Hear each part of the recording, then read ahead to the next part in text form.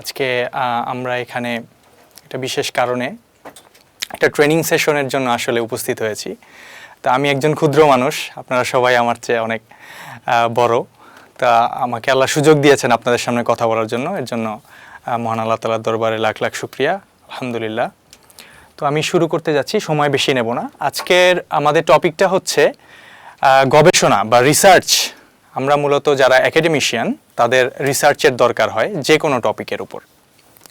দেখা যায় ক্লাসের পূর্বে যে কোনো একটা ক্লাস যদি আমরা নিতে চাই, সেটা যে কোনো সাবজেক্টের উপর হতে পারে, হোক সেটা আমরা সারা বছর পড়ে এসেছি, হয়তো দীর্ঘদিন 11-12 বছর মাদ্রাসায় থাকা অবস্থায় বা স্কুল কলেজে থাকা অবস্থায় একটা টপিক নিয়ে আমরা পড়ালেখা করেছি। সেই টপিকে হয়তো আমি অনেক বেশি অভিজ্ঞ, কিন্তু তারপরেও দেখা গেছে যে ক্লাস নেওয়ার ক্ষেত্রে অনেক সময় আমাদের অনেক নতুন নতুন জিনিস এক্সপ্লোর করতে হয়, যেটা স্টুডেন্টের প্রশ্ন থেকে আসে। তো এরকম অনেক ধরনের প্রশ্ন সারা পৃথিবীব্যাপী যারা স্টুডেন্ট আছে তাদের মাথায় ঘুরপাক করে। তো একটা টিচারের সেই প্রশ্নগুলো, সেইটার উত্তর কিভাবে হবে, প্রত্যেকটা স্টুডেন্ট ভেদে সেই প্রশ্নগুলোর উত্তর দেওয়ার যে টেকনিক, এই টেকনিকগুলো মূলত আপগ্রেড করে দিনকে দিন। দেখা গেছে যে আজকে থেকে 5 বছর আগে স্টুডেন্টদের যেভাবে বোঝানো যেত, এখনকার স্টুডেন্টরা একটু অন্য ধরনের প্রশ্ন করে, তাদেরকে বুঝাইতে হয় মানে এখন যারা আছে তাদের মতো করে। তো এই আপগ্রেড থাকার যে বিষয়টা, সেটা টিচারদের সবসময় টিচারদের পড়ালেখা করতে হয়। তো সেইটার এই বিষয়টাকে মাথায় রেখে আমাদের সম্মানিত চেয়ারম্যান স্যার আমাকে বলেছেন যে বর্তমান যেহেতু এআই এর যুগ, আর্টিফিশিয়াল ইন্টেলিজেন্স সব ক্ষেত্রে ইউজ হচ্ছে, তো যারা টিচার তারা কিভাবে এই এআইকে আরও ভালোভাবে ইউজ করতে পারে গবেষণার কাজে। আর বিশেষত আমরা হচ্ছি একটা মাদ্রাসা, এই মাদ্রাসা থেকে মূলত আমরা দিন শিক্ষা করে থাকি, মানুষকে দিন শিক্ষা প্রোভাইড করি। এছাড়াও আমাদের একটা বড় দায়িত্ব হচ্ছে দাওয়ার যে পার্টটা।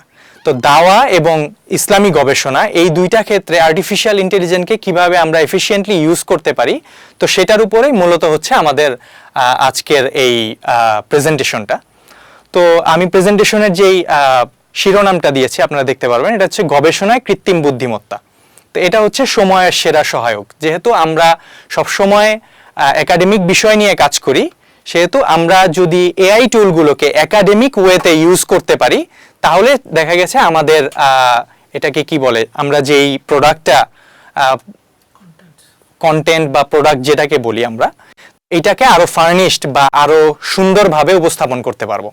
তো আমি শুরু করি যে আমাদের ফুল রোডম্যাপটা কীরকম হবে। এআই টুলগুলো আসলে গবেষণার ক্ষেত্রে কিভাবে ইউজ হয়, কি কি টুল আসলে গবেষণার ক্ষেত্রে আমরা এআইতে হাজার টুল আছে বর্তমান আর্টিফিশিয়াল ইন্টেলিজেন্স যুগে। ধরেন ChatGPT একটা ইনিশিয়াল লেভেলের এআই টুল, এরকম আরও হাজার টুল পৃথিবীতে আছে।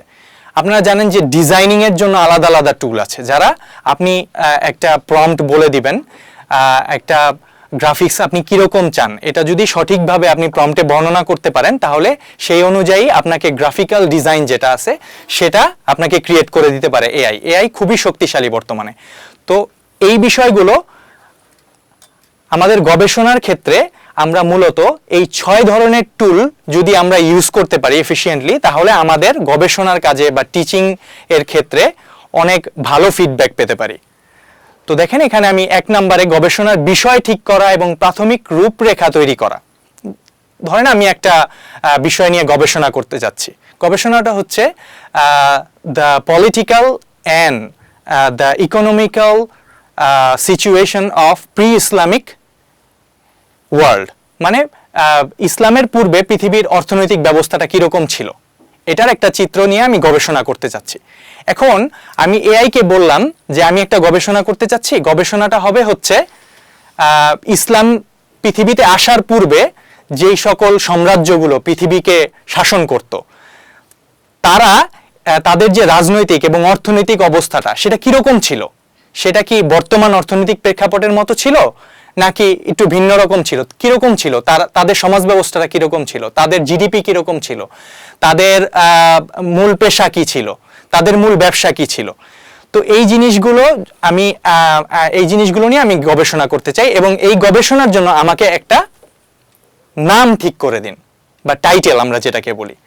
তো টাইটেল ঠিক করার জন্য আমি আমার যে গবেষণার বিষয়টা এটাকে যদি একটা প্রম্পট আকারে চ্যাট জিপিটিতে দেই, তাহলে আমাকে একটা গবেষণার নাম ঠিক করে দিতে পারে এবং একটা রূপরেখা দিতে পারে যে আপনি যেহেতু এই বিষয়টাকে বেছে নিয়েছেন, এই বিষয়ের আলোকে একটা গবেষণাপত্র ও আপনাকে একটা রোড ম্যাপ দিবে যে কোন বিষয়ের পর কোন বিষয়টা আমরা গবেষণায় আনবো, কোন বিষয়টা শেষে দিব, কোন বিষয়টা বেশি স্পেসিফিক করে দেখাতে হবে, কোন বিষয়ে ব্রড আলোচনা করতে হবে, এই বিষয়গুলো ও একটা আপনাকে ম্যাপ করে দিবে। আচ্ছা, দ্বিতীয় হচ্ছে তথ্য এবং লিটারেচার সংগ্রহ। মানে আমাদের এই গবেষণাটার মধ্যে আমরা যেই বিষয়গুলো নিয়ে আলোচনা করব, এই বিষয় ভিত্তিক যে আলোচনার ক্ষেত্রে অনেক গবেষণা এর আগেও হয়েছে। এখন স্পেসিফিক্যালি আমি যেই তথ্যগুলো চাচ্ছি, যে লিটারেচারগুলি চাচ্ছি, এগুলো সংগ্রহ করে দিতেও এআই আমাকে সহায়তা করবে। তৃতীয়ত তথ্য বিশ্লেষণ ও তুলনামূলক চিত্র তৈরি। এআই আপনাকে তথ্য বিশ্লেষণ করে দিবে। মানে হচ্ছে আপনি যে তথ্যগুলো বিভিন্ন ধরেন গুগল সার্চ দিলে আমরা যেমন একটা তথ্যের আন্ডারে অনেকগুলো ওয়েবসাইটের যেই নোটগুলো পাই, সেই নোটগুলো প্রত্যেকটাই কি একই রকম তথ্য থাকে? না, কিছু ভিন্ন তথ্য থাকে, একটু ভিন্ন থাকে। তো এই ভিন্নতার ক্ষেত্রে সে একটা তুলনা দেখাবে যে আপনি যেটা চাচ্ছেন সেটা হলো এরকম এবং আমি যেটা পেয়েছি এগুলো এরকম এরকম, সে একটা তুলনামূলক চিত্র দেখাবে। এতে করে কি হবে? এতে করে মূলত আমরা যেই জিনিসটা নিয়ে গবেষণা করতে চাচ্ছি, আমার মনে যেটা চাচ্ছে যে আমি এটা তুলে ধরতে চাচ্ছি, সেই জিনিসটা আমরা খুব সহজে খুঁজে পাবো। যেহেতু আমার কাছে অপশন অনেকগুলো, আমি প্রত্যেকটা জিনিস পড়ে পড়ে আমি যেটা চাচ্ছি এক্সাক্ট সেটা নির্বাচন করতে পারবো, অথবা 2টা বা 3টা টপিককে একসাথে করে আমার মূল ভাষ্য যেটা সেটাকেও বের করতে পারবো। আচ্ছা, চতুর্থত হচ্ছে পেপার লেখা। মানে আমরা তো এই যে প্রথমে হচ্ছে একটা শিরোনাম দিছি, তারপরে হচ্ছে লিটারেচার সংগ্রহ করছি, এগুলোকে তুলনামূলকভাবে একটার সাথে আরেকটা বিশ্লেষণ করছি। এবার তো আমাকে পেপারটা ক্রিয়েট করতে হবে। একটা কমপ্লিট পেপার যখন আমরা ক্রিয়েট করব, এইটার খসড়াটাও আমাকে এআই ক্রিয়েট করে দিবে। তারপরে রেফারেন্স। এখন ঐতিহাসিক যে কোনো হিস্টোরিক্যাল যে কোনো বিষয়ে রেফারেন্স অনেক গুরুত্বপূর্ণ। যেমন আমি হঠাৎ করে এটা বলে দিতে পারি না যে রাসূল সাল্লাল্লাহু আলাইহি ওয়াসাল্লাম এই কথাটা বলেছেন।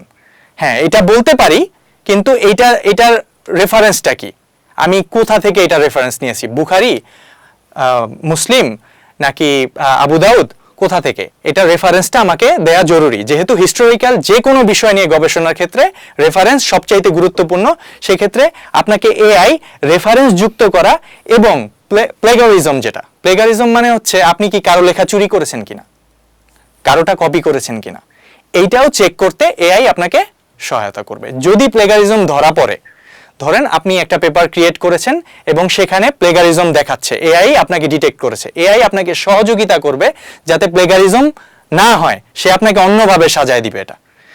তো এআই আমাকে রেফারেন্স এবং প্লেগারিজমের ক্ষেত্রেও সাহায্য করবে এবং ফাইনাল পেপার সাজানো এবং সাবমিশন পর্যন্ত এআই আপনাকে সাহায্য করবে। আচ্ছা, দেখি এখন কি কি টুল আমরা এই ক্ষেত্রে ইউজ করতে পারি। এআই টুলগুলো কি কি? দেখেন, আমাদের প্রথম বিষয়টা ছিল হচ্ছে গবেষণার বিষয় ঠিক করা।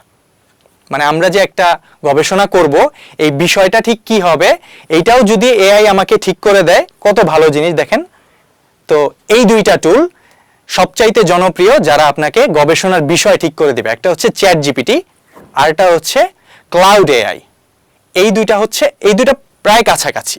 এই 2টা টুল খুবই কাছাকাছি, এরা একইভাবে কাজ করে।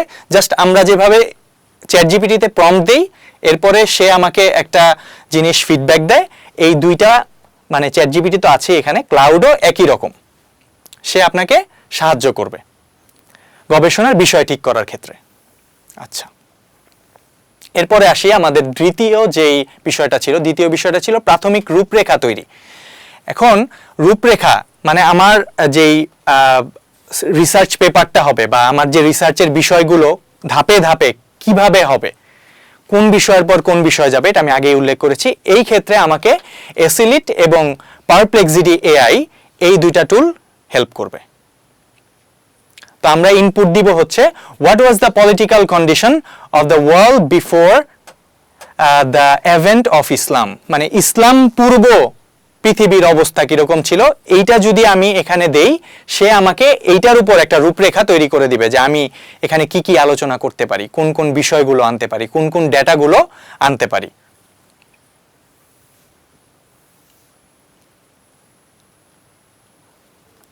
আচ্ছা, এখানে আসি। আমি ওই যে রেফারেন্সের কথা বলেছিলাম যে রেফারেন্স খুবই গুরুত্বপূর্ণ, গবেষণা ও বইয়ের রেফারেন্স। তো রেফারেন্স এর ক্ষেত্রে সবচাইতে হেল্প করে হচ্ছে সেমান্টিক স্কলার, কানেক্টেড পেপারস এবং রিসার্চ র্যাবিট। এই তিনটা টুল আমাদের রেফারেন্স তৈরি করা বা রেফারেন্স বের করে দেয়া এগুলোর ক্ষেত্রে হেল্প করবে। আচ্ছা, এটা খুব ইন্টারেস্টিং একটা বিষয়। দেখুন, পেপার পড়ানো। আচ্ছা, এখন আপনি যে বিষয়ে গবেষণা করছেন, আপনি যদি আমি যেই টুলগুলো দেখালাম এই টুলগুলো আপনাকে সিমিলার যে গবেষণাগুলো পৃথিবীতে এই পর্যন্ত হয়েছে সেগুলোর একটা লিস্ট আপনাকে দিবে। অনেকগুলো পেপার আপনি দেখতে পারবেন। তো সেই পেপারগুলো, এমনও পেপার আছে যেটার ভাষা খুবই কঠিন, হ্যাঁ, একটু মানে অন্যরকম করে লেখা। তা এমন আছে যে যেহেতু আমাদের ভাষা বাংলা, পেপারগুলো বেশিরভাগ ইংরেজিতে হবে। তো ইংলিশ এরকম টার্ম আছে, যেহেতু একাডেমিক টার্মগুলো খুব কঠিন হয়ে যায় বোঝার ক্ষেত্রে। হয়তো আমি অর্থ বুঝি, কিন্তু সে যেটা বোঝাতে চাচ্ছে আমার গবেষণার ক্ষেত্রে সেইটা মানে তার যে মূল ভাবটা সেইটা বোঝা আমার জন্য জরুরি। এবং সেই ক্ষেত্রে দেখা যায় যে ওই ধরনের পেপার আমরা পড়ে বুঝতে পারি না, ফলে আমরা যেটা চাচ্ছিলাম সেই আশানুরূপ ফল আমরা পাই না। এর জন্য পেপার পড়ানোর জন্য এক ধরনের টুল আছে। আপনি চাইলে একটা পেপার ডাউনলোড করে এই কোপাইলট, এটাকে কোপাইলট বলে, তো কোপাইলটকে দিয়ে আপনি আপনার পেপার পড়াতে পারবেন, কঠিন পেপার। সে আপনাকে সহজভাবে বর্ণনা করে দিবে এবং আপনি চাইলে সে আপনাকে ট্রান্সলেটর দিতে পারে। তো পেপার পড়ানোর ক্ষেত্রে আমরা কোপাইলট ইউজ করতে পারি। আচ্ছা, এখন আসি রেফারেন্স। আমরা রেফারেন্স কিছুক্ষণ আগে বললাম না যে রেফারেন্স কোথায় পাওয়া যায়, কিছু টুল আছে রেফারেন্স দিবে আমাকে। এখন এই রেফারেন্সগুলো তো আমাকে সংরক্ষণ করতে হবে। এই দুইটা টুল আমাকে রেফারেন্স সংরক্ষণ করতে সাহায্য করবে। আপনি রেফারেন্সগুলো নিয়ে এখানে যে অ্যাকাউন্ট থাকবে এই অ্যাকাউন্টে রেফারেন্সগুলো সংরক্ষণ করতে পারবেন। এই দুইটা টুল, একটা হচ্ছে জোটেরো আর একটা হচ্ছে মেন্ডেলি। এই দুইটা টুল আপনাকে রেফারেন্স সংরক্ষণ করতে সাহায্য করবে।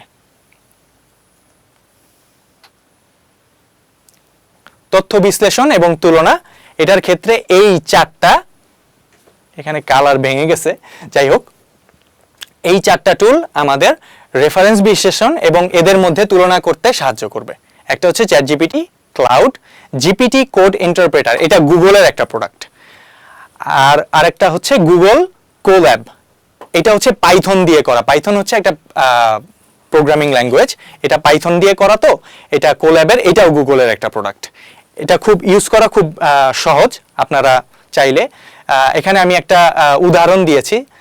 এখানে যদি আপনি যে কোনো একটা টুলের মধ্যে আপনি যদি বলেন compare the economy of pre Islamic Arabia with Roman and Persian empire, তো এই যেই প্রম্পটটা, এই প্রম্পটটা যদি আমি দেই, এই প্রম্পটটা দেওয়ার পর সে আমাকে পয়েন্ট আকারে একটা তথ্য বিশ্লেষণের যে বিষয়টা ওটা তুলে দিবে। যেমন বিভিন্ন সাম্রাজ্যের জিডিপি, বাণিজ্যিক রুট ম্যাপ, এগুলো দেখাবে। ফলে আপনার জিনিসটা ক্লিয়ার হবে যে আমি কি কি তথ্য এখানে বিশ্লেষণ করব। সবশেষে আসি, প্রায় শেষ এখন, পেপার লেখা। পেপারটা তো আমার লিখতে হবে। আমি রেফারেন্স সংরক্ষণ করলাম, তথ্য বিশ্লেষণ করলাম, বিভিন্ন জায়গা থেকে তথ্যগুলো সাজিয়ে আনলাম। এখন তো আমাকে পেপারটা তৈরি করতে হবে। পেপার তৈরির ক্ষেত্রেও চ্যাটজিপিটি, গ্রামারলি, আপনারা গ্রামারলির নাম শুনেছেন, এখানে কালারটা ভিন্ন হয়ে গেছে, এখানে কালার সবুজ ছিল। আচ্ছা, গ্রামারলি আর হচ্ছে ট্রিঙ্কা, এরা সবাই পেপার লেখার খসড়া তৈরি করে দিবে। এই যে আমি এখানে একটা দিয়েছি, আপনি প্রতি অধ্যায়ের জন্য খসড়া তৈরি করতে পারবেন। এখন এখানে মজাটা হচ্ছে এই টুলগুলো আপনাকে আলাদা আলাদা অধ্যায় ভিত্তিক খসড়া তৈরি করে দিবে। আমি বললাম যে আমাকে প্রি ইসলামিক ওয়ার্ল্ড যেটা, সেটার ইকোনমিক আর পলিটিক্যাল একটা ধারণা দিন। সে করবে কি, একদম সব কিছুর ধারণা দিয়ে দিবে। কিন্তু আমি যদি স্পেসিফিকভাবে বলি যে পার্সিয়ান এম্পায়ারের ইকোনমির জিডিপির একটা ধারণা দিন, তাহলে সে স্পেসিফিকভাবে অধ্যায়ের জন্য আলাদা আলাদা খসড়া তৈরি করে দিবে।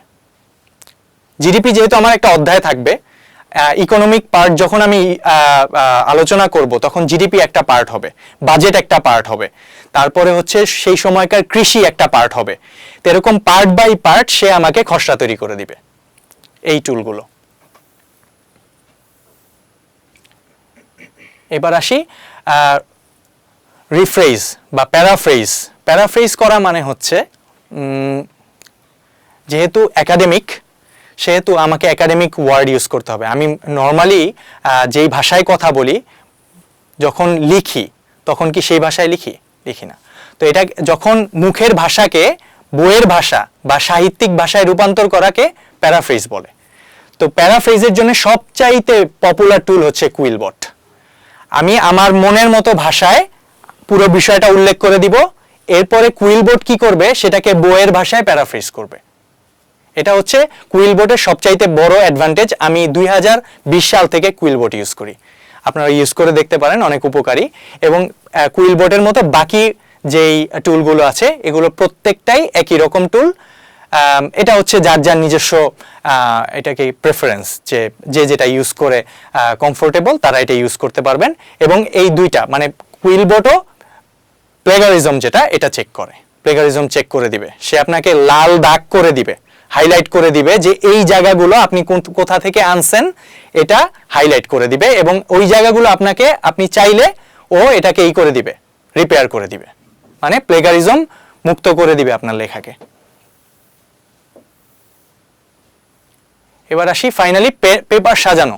পেপার সাজানোর ক্ষেত্রে এই দুইটা যে টুল, এই দুইটা টুল পেপার সাজানোর ক্ষেত্রে এবং সাবমিশনের জন্য আপনার পেপারকে রেডি করে দিবে। একটা হচ্ছে typeset.io আর একটা হচ্ছে পেপারপাল।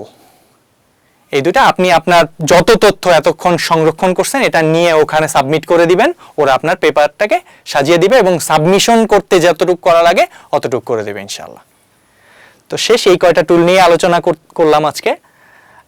তো জাযাকাল্লাহ খায়ের, আমার জন্য দোয়া করবেন। এবং এই টুলগুলোর আরও ডিটেল প্রত্যেকটা ডকুমেন্ট আকারে আমার কাছে আছে, ইনশাআল্লাহ যার লাগবে আমাকে বলবেন। আমি সবগুলো টুলের আলাদা আলাদা ডিটেল, কোনোটা 2 পৃষ্ঠা কোনোটা 3 পৃষ্ঠা করে আলাদা করে ডিটেল আছে, কিভাবে সার্চ দিতে হয়, কোন ওয়েবসাইটে যেতে হয় এবং কি ধরনের প্রম্পট তারা প্রেফার করে আমাকে যদি বলেন আমি ইনশাআল্লাহ আপনাদেরকে প্রোভাইড করে দিব।